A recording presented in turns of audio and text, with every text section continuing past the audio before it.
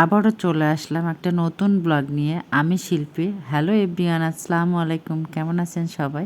আশা করি ভালো আছেন। তো এগুলা কি চিনতে পারছেন? এগুলা কিন্তু তাল, একদম অসময়।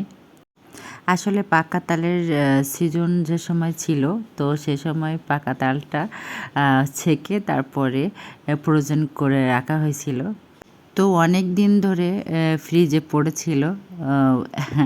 তো পিঠা বানানো হয় না, আর অনেকগুলাই রাখা হয়েছিল। তো সেইগুলা থেকে খেতে খেতে আর এইটুকুই বাকি ছিল। তো পরে আমি এটা বার করে আজকে পিঠা বানাবো। তো প্রথমে আমি অনেকগুলা করে নারকেল দিয়ে নিছি, তারপরে আমি চিনি আর আটা দিয়ে নিছি পরিমাণ মতো, মানে একবারে শক্তও হবে না।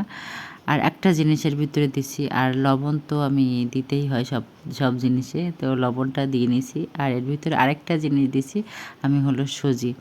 সুজিটা দিলে কি হয়, অনেক ক্রিস্পি হয়, খুব মানে মুখে ভালো লাগে খেতে, আর ওটা অনেক নরমও হয়। আমি একটু নরম রাখবো, আমি একদমই এটা শক্ত করব না।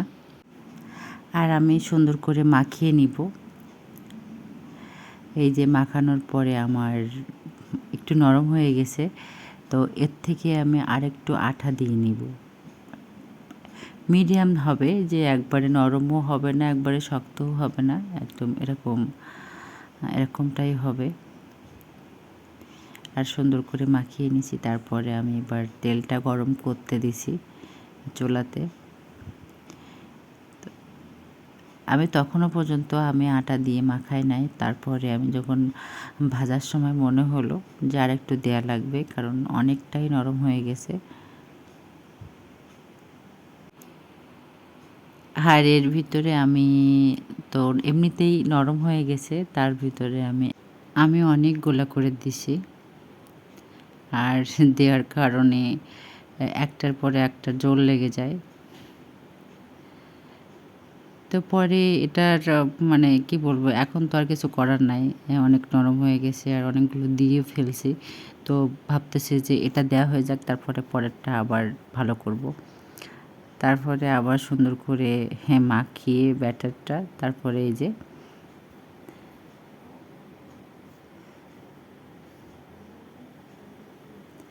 এখন কিন্তু সুন্দর হয়েছে।